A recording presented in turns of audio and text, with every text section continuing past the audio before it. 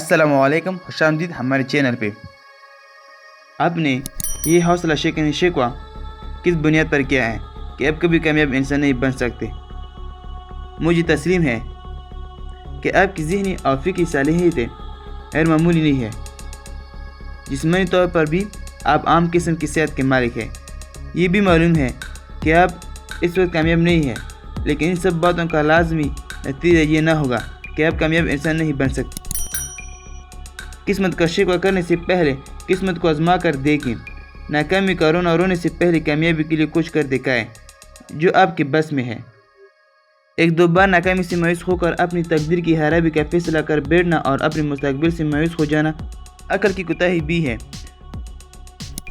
ہمت کی کمزوری بھی ہے اور بے پناہ نوازنے والے خدا سے بدگمانی بھی۔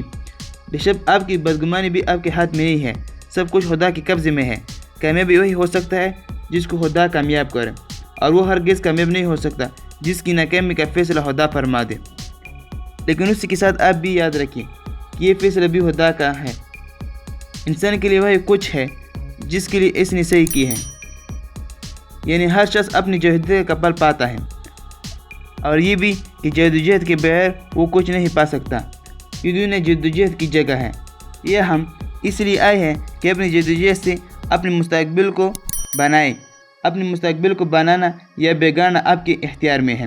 جدوجہد کے بغیر آپ کا مستقبل بن جائے یہ بھی ناممکن ہے، اور جدوجہد حق ادا کرنے کے بغیر آپ ناکام رہی یہ بھی خدا کے عدل و انصاف سے بعید ہے۔ آپ اگر ناکام ہیں تو یقین کیجیے کہ اس میں آپ کی اپنی کوتاہی ہے۔ آپ محض تمناؤں سے اپنے مستقبل کو روشن کرنے کی طفل تسلیوں کا شکار ہیں۔ جدوجہد کا معروف راستہ اپنانے کے بجائے آپ کی تن بتقدیر طبیعت آپ کو محض آرزو سے ہوش رکھنے کی ناکام کوشش کرتی ہے، اور اس لیے آپ پر اکثر مایوسیوں کے دورے پڑتے ہیں۔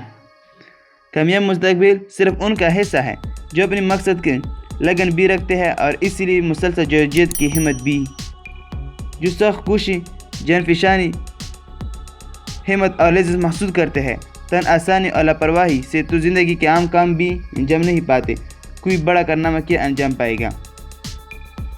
دوستوں، اگر آپ کو یہ اچھی لگی تو پلیز چینل کو سبسکرائب کریں اور یہ ویڈیو اپنے دوستوں کے ساتھ ضرور شیئر کریں۔